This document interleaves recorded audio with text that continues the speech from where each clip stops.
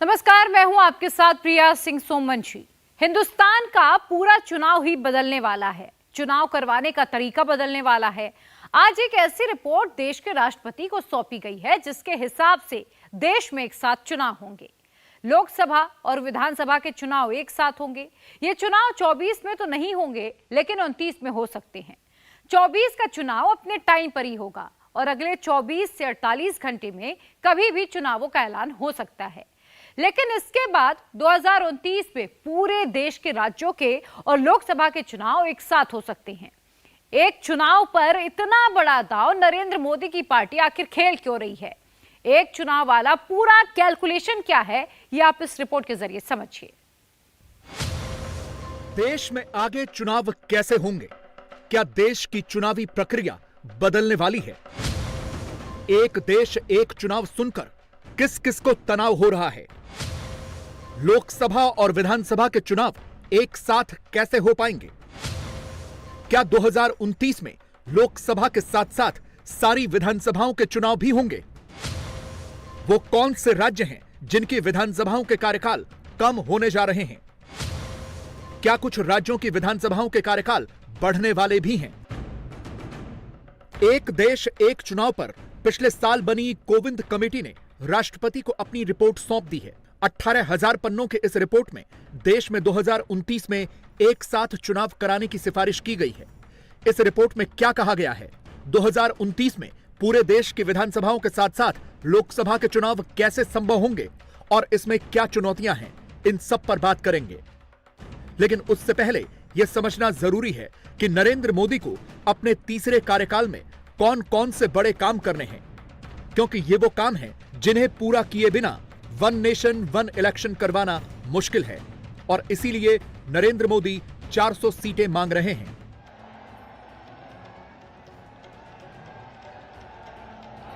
अब की बार 400 पार, अब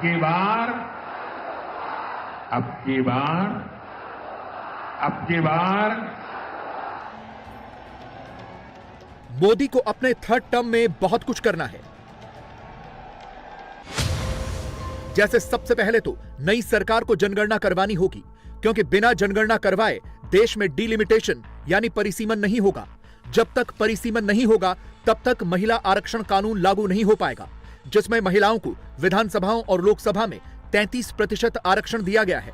इसी के बाद सरकार 2029 में वन नेशन वन इलेक्शन का फैसला कर सकती है। और ये सब काम सुनने में भले ही आसान लग रहे हों, लेकिन ऐसा है नहीं। ये राजनीतिक तौर पर कठिन फैसले होने वाले हैं। ऐसा क्यों है, ये भी आपको समझाएंगे। इसके लिए सबसे पहले डिलिमिटेशन यानी परिसीमन को समझना होगा। परिसीमन का मतलब जनसंख्या के आधार पर संसदीय और विधानसभा सीटों की कुल संख्या में बदलाव है। 1961 की जनगणना के बाद भारत की लोकसभा सीटें 494 से बढ़कर 522 हो गईं और 1971 की जनगणना के बाद 522 से बढ़कर 543 की गईं। 1971 में भारत की जनसंख्या 55 करोड़ थी, जबकि अब 2024 में भारत की जनसंख्या आधिकारिक तौर पर 140 करोड़ हो चुकी है, लेकिन उस अनुपात में ये सीटें नहीं बढ़ी। ये तय है कि 2026 के बाद सरकार को परिसीमन करवाना है और परिसीमन करने के लिए जनगणना जरूरी है। 2021 में जनगणना होनी थी, लेकिन कोविड की वजह से टलती रही। अब सरकार कह चुकी है कि 2024 के लोकसभा चुनाव के तुरंत बाद जनगणना होगी। लेकिन इसमें भारी समस्या यह है कि अगर जनसंख्या के हिसाब से राज्यों की लोकसभा की सीटें बढ़ाई गईं, तो दक्षिण भारत के राज्यों को भारी नुकसान हो रहा है, जबकि नॉर्थ और हिंदी बेल्ट वाले राज्यों को जबरदस्त फायदा हो रहा है। कैसे, अब इसे भी समझ लीजिए। अगर 2026 की जनसंख्या के हिसाब से परिसीमन हुआ तो लोकसभा की मौजूदा सीटों की संख्या 543 से बढ़कर 848 हो जाएगी। बहुमत के लिए अभी 272 सीटों की जरूरत होती है। इस हिसाब से फिर 425 सीटों की जरूरत होगी। जिस दक्षिण भारत में अभी 130 लोकसभा की सीटें हैं, वो परिसीमन के बाद 164 हो जाएंगी, जबकि इसके ठीक उलट हिंदी प्रदेशों में बहुत ज्यादा सीटें बढ़ जाएंगी। अभी हिंदी बेल्ट में 225 सीटें हैं। डिलिमिटेशन के बाद यहां ये सीटें सीधे सीधे 408 हो जाएंगी, यानी बहुमत के 425 के आंकड़े से सिर्फ 17 सीटें कम तो अकेले हिंदी बेल्ट से आ जाएंगी। जाहिर तौर पर सत्ता की कुंजी हिंदी प्रदेशों के हाथों में होगी और इसीलिए अगर ऐसा हुआ तो जबरदस्त विरोध होगा। Has the former president or the committee made any recommendation on manufactured majority as well? Mandates that are being manufactured by this thing. How can there be one nation, one election when the current regime is not accepting the people's mandate? The operation Lotus that is prevalent to lure MLAs and have elections again and again and again. What about that? And also, it's completely against the spirit of decentralization of the panchayats and everything else. So let's see what the recommendations are. प्रधानमंत्री मोदी के लिए नया परिसीमन करवाना इसलिए भी जरूरी होता है क्योंकि उन्होंने जो महिला आरक्षण बिल पास करवाया है उसका महिलाओं को फायदा नए परिसीमन के बाद ही मिलेगा। इसीलिए यह कहा जा रहा है कि मोदी के पास 2029 के चुनावों से पहले यह बहुत बड़ा काम है जिसके लिए उन्हें बड़ा बहुमत चाहिए और गठबंधन के नए साथियों की भी जरूरत है। इसीलिए बीजेपी 2024 के चुनावों से पहले ही अलग अलग प्रदेशों में अपना गठबंधन कर रही है। हिंदी पट्टी की 225 सीटों पर तो बीजेपी और मोदी बेताज बादशाह हैं, लेकिन जिन राज्यों में उनकी पार्टी कमजोर है या वोट बैंक नहीं है वहां वो लगातार गठबंधन कर रहे हैं। जैसे कि आंध्र प्रदेश में चंद्रबाबू नायडू और पवन कल्याण के साथ अलायंस किया, इसी तरह उड़ीसा में भी नवीन पटनायक के बीजू जनता दल के साथ बीजेपी का गठबंधन हो रहा है। तमिलनाडु में भी बीजेपी एआईएडीएमके के एक धड़े ओ पनीरसेल्वम और एएमएमके के टीटीवी दिनाकरन के साथ गठबंधन कर रही है। पंजाब में कहा जा रहा है कि बीजेपी और अकाली दल एक बार फिर से साथ आ सकते हैं। बीजेपी की कोशिश है कि वो ज्यादा से ज्यादा समर्थन हासिल कर सके ताकि अगर कल को उसे कोई बड़े फैसले करने हों तो उसके पास पर्याप्त संख्या बल हो। और ऐसा ही एक फैसला है वन नेशन वन इलेक्शन का, जिसके लिए सरकार ने पिछले साल पूर्व राष्ट्रपति रामनाथ कोविंद की अध्यक्षता में एक कमेटी बनाई थी। इस कमेटी ने अपनी सिफारिशें आज राष्ट्रपति को सौंप दी हैं। इस रिपोर्ट में कहा गया है कि देश की सभी राज्यों की विधानसभा के चुनाव लोकसभा चुनावों के साथ कराए जा सकते हैं। सभी राज्यों की विधानसभाओं के कार्यकाल अगले लोकसभा चुनाव तक बढ़ाए जा सकते हैं। देश में एक साथ चुनाव करवाने की तरफ यह पहला कदम है। दूसरा कदम यह होगा कि पंचायत और स्थानीय निकाय के चुनावों को लोकसभा और विधानसभा चुनावों के 100 दिन के भीतर करवाना होगा। यह कहा जा रहा है कि अगर 2024 के चुनावों के बाद बनी नई सरकार कोविंद कमेटी की सिफारिशों को स्वीकार करती है और तुरंत प्रक्रिया शुरू कर देती है तो देश में पहला एक साथ चुनाव 2029 के लोकसभा चुनावों के साथ हो सकता है। इस दौरान जिन भी राज्यों में जून 2024 से मई 2029 के बीच में चुनाव होने हैं उनका कार्यकाल 18वीं लोकसभा के साथ ही खत्म हो जाएगा। कुछ राज्य सरकारों का कार्यकाल 5 साल के कम वक्त में खत्म हो जाएगा, लेकिन ऐसा सिर्फ एक बार होगा और उसके बाद वो राज्य भी इस एक साथ चुनाव वाली प्रक्रिया में शामिल हो जाएंगे। अब देखिए कि किन किन राज्यों में यह समस्या आ सकती है। बड़े राज्यों में पश्चिम बंगाल और तमिलनाडु में 2026 में चुनाव होने हैं। इसी तरह से पंजाब, उत्तराखंड और उत्तर प्रदेश में 2027 में चुनाव होने हैं। कर्नाटक, छत्तीसगढ़, तेलंगाना, मध्य प्रदेश और राजस्थान में 2028 में चुनाव होने हैं। मोदी जी का मकसद क्या है? One nation no election, one nation no election. वही तो चाहते हैं, वही तो चाह रहे हैं, इसीलिए तो जा रहे हैं। मुझे 400 सीटें दीजिए, मुझे 2/3 बहुमत दीजिए, मैं संविधान बदलूं। संविधान बदलने का उनसे क्या फायदा मिलेगा? One nation no election. 1951 से 1967 तक लगभग 16 साल तक तो इस देश में एक साथ ही चुनाव होते थे और हमारे पूर्व राष्ट्रपति जी और समिति ने जो एक ये तय किया है और दिया है रिपोर्ट, इसका स्वागत करना चाहिए क्योंकि देश में एक साथ सारे चुनाव हो तो जो प्रशासनिक हैं, जो राजनीतिक लोग हैं, वो बार बार चुनावों में लगे रहते हैं, चुनावी गतिविधियों में लगे रहते हैं, वो बंद हो जाएगा। जो सरकार की अलग अलग नीतियां हैं वो नीतियां अच्छे रूप से उन पर काम किया जा सकता है, रोक नहीं आती। और जब पहले होता था अब हो सकता है, इसके लिए जो कदम उठाने उसको मद्देनजर रखते हुए इसका स्वागत करना चाहिए।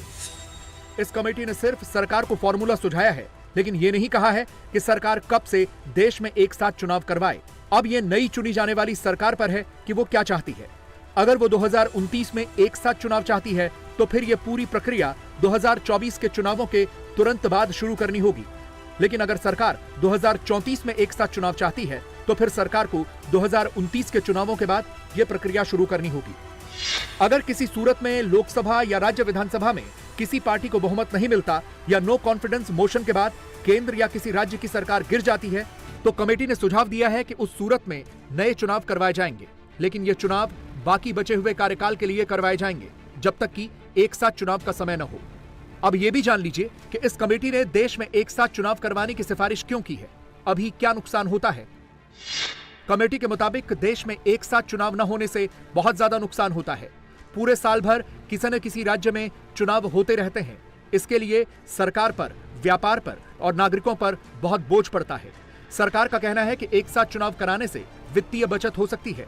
अलग अलग चुनावों में चुनाव अधिकारियों और सुरक्षा बलों की तैनाती होती है जिसमें बेफिजूल खर्चा होता है। सरकार के खजाने और राजनीतिक दलों के अभियानों पर होने वाले खर्चे को कम करने के लिए एक देश एक चुनाव कराना जरूरी है। बार बार चुनावों के कारण आदर्श आचार संहिता लागू हो जाती है जिसकी वजह से लागू होने वाली कल्याणकारी योजनाओं का क्रियान्वयन प्रभावित होता है। सरकार को यह भी उम्मीद है कि एक बार के चुनाव होने से मतदान प्रतिशत में भी सुधार होगा। वन नेशन वन इलेक्शन करवाना कोई आसान काम भी नहीं रहने वाला। इसके लिए सरकार को बहुत काम करना होगा। देखिए इसकी राह में क्या क्या चुनौतियां हैं। संसद की दोनों सदनों की मंजूरी लेनी होगी। देश की 50% राज्यों की असेंबली से इसे पास करवाना होगा। जन प्रतिनिधित्व कानून में संशोधन करने होंगे और सबसे बड़ा चैलेंज तो यह होगा कि इसके लिए राजनीतिक दलों में सहमति बनानी होगी। कोविंद कमेटी ने वन नेशन वन इलेक्शन पर देश की 62 पॉलिटिकल पार्टी से राय मांगी थी। 47 पार्टियों ने अपना जवाब भेजा। इनमें से 32 इस पक्ष में हैं, जबकि 15 पार्टियों ने इसका विरोध किया है। 6 नेशनल पार्टीज में सिर्फ 2 बीजेपी और नेशनल पीपल्स पार्टी ने इसका समर्थन किया, जबकि 4 पार्टियां कांग्रेस, आम आदमी पार्टी, बहुजन समाज पार्टी और सीपीएम इसके विरोध में है। As a political party, our party does not agree with the one nation, one election proposal. We submitted our views to the Law Commission. We submitted our views to the high-level committee headed by Mr. Kovind. We do not agree with that proposal. And it is not practical in a country like ours, where we have elected state governments, elected parliament, and the constitution defines what is the tenure of assembly, what is the tenure of Lok Sabha, and if the government loses its majority or no confidence motion is passed or government is dismissed at state level. So what happens? So simultaneous elections are not possible. 100 smart city का नारा था, लेकिन आज कौन सी smart city हुई है देश के अंदर, ये बताए। बुलेट ट्रेन का नारा था, क्या क्या नारे थे। अब एक वन रैंक वन पेंशन का भी नारा है, क्या नहीं। लेकिन जिन राजनेताओं के पास विदेशों में काला धन पकड़ा गया, उन राजनेताओं को बीजेपी लेके आगे नारा बदल देते हैं। ये अब ये वन नेशन वन पोल की बात कर रहे हैं, ये नारों की बात है। धरातल पे 10 साल में इन्होंने कुछ नहीं किया। आज इस बात को लेकर देश की जनता में और हमारे प्रदेश की जनता में रोष है। क्षेत्रीय दलों का तर्क यह है कि अगर एक साथ चुनाव हो गए तो उनके चांसेस कम हो जाएंगे, क्योंकि उनके पास चुनाव लड़ने के लिए नेशनल पार्टीज के जितने साधन नहीं हैं। असल में क्षेत्रीय पार्टियों को लग रहा है कि लोकसभा चुनावों के साथ ही अगर विधानसभा के चुनाव भी हो गए तो केंद्र सरकार में शामिल पार्टियों को सीधा फायदा होगा, इसीलिए वो विरोध कर रहे हैं।